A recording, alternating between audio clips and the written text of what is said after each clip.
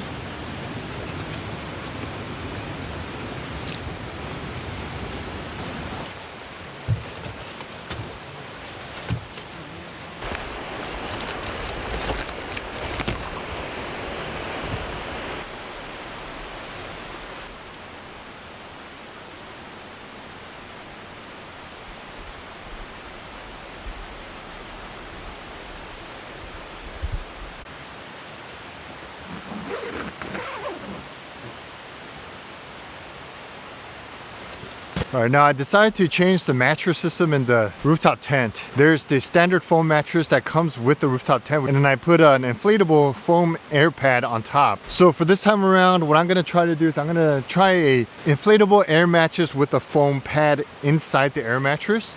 It's from DOD Outdoors, and it's a product from Japan. My past experiences with products from Japan have been fairly good, like Snow Peak, Montbell, and products like that. So I'm gonna give it a shot. I'm gonna test it out a little bit. I believe the R value on it was like 4 or 5, so I'm also gonna be testing that out as well. Underneath, on the bottom side of the tent, is aluminum. So if there's no insulation in your foam pad or your air mattress, technically you could have that cold air fill the air inside the air pad, make it cold underneath you, even if you have a diesel heater running inside the tent.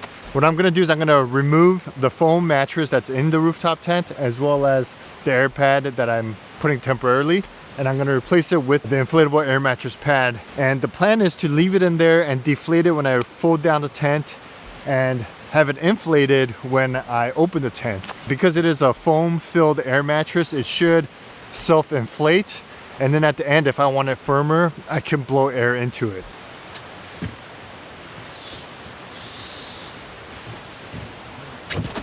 Something I just realized, I probably should have done this at home before leaving for this trip, because the foam mattress inside is going to be pretty big.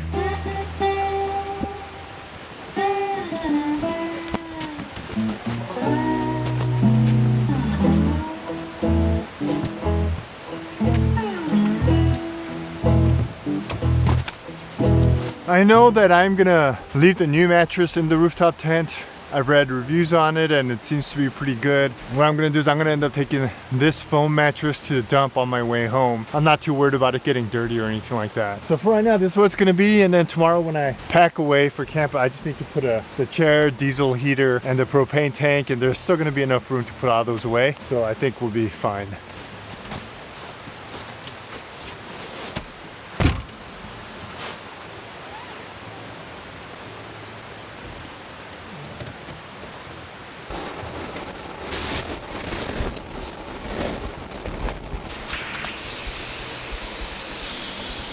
All right, so while we're waiting for the mattress to inflate, let's check out what else is in here. So there's this, and from what I understand, this is the cotton bed cover or the mattress cover. So once the mattress is fully inflated, I can use this to cover the mattress, and you know, if this gets dirty, I can just wash this. So I'll go ahead and do that after the mattress is inflated. Unfortunately, at this point in time, the instructions are in Japanese. I think for the most part, all things are self-explanatory. Like right here, it tells you the different valves, so you can flip over a valve and put it into a deflate mode or an inflate mode. So this is inflate. Once you're ready to pack up tent, or once I'm ready to pack down the tent, I can flip this valve around as I showed you earlier in here and put in this mode, which allows air to escape the mattress but not go in. And this is the pillow, from what I understand, that comes with the mattress. Same type of inflate deflate valve. So it's on deflate right now, so it's not letting any air inside, but it lets air out. So let me see if I can flip it around. There you go. So now it should be allowing air to come in. And once inflated, this also acts as a pump. The air from over here, actually, once it inflates and brings air in here, I can use this to roll it up and push air out of this opening and inflate the mattress even more if I need to.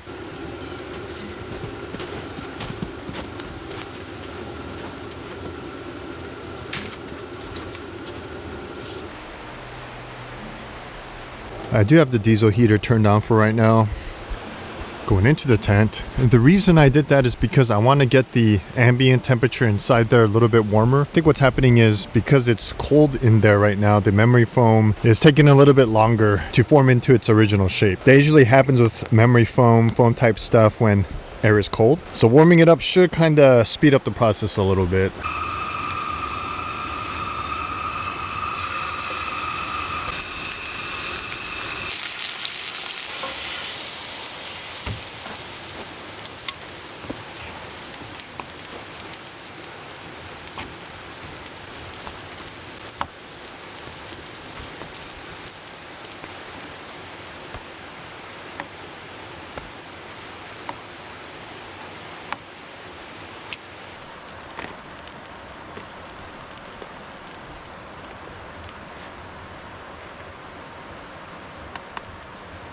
You see this? It's steak and quinoa salad for dinner. Does that look good or what? All right.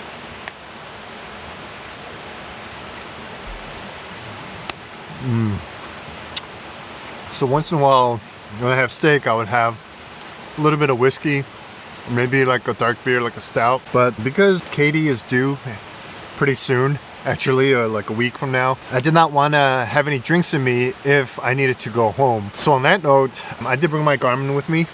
So there's no reception here, but if Katie needs to get a hold of me, she can get a hold of me here. I did send her my location through this, so we know it works and we can communicate. We should have plenty of time to be able to pick up Katie and take her to the hospital. I just want to say I'm very fortunate to have a very supportive wife like Katie. Encourages me to go out and do things like this and create content regardless of any kind of situation we may be in. So I definitely am not taking that for granted. I did shut off the diesel heater because it's really warm inside the tent, and I did check on the mattress and it is getting pretty full, or actually fully inflated. What the manufacturer says is if you just leave it, let it inflate by itself, it gets to about 70-75% inflated, and then you can use the pump, like the pillow pump, to inflate it to whatever else you want on top of that. So if you want it really firm, then you can use the pump. If not, if you like a little soft, then you can just leave it as is and seal up the holes. I did put the 270 awning away, and that's just mainly because before I go to bed, I like to clean up and tidy up as much as I can around camp, just so that in the morning, if I do need to rush out, I don't have to worry about breaking things down and setting things up and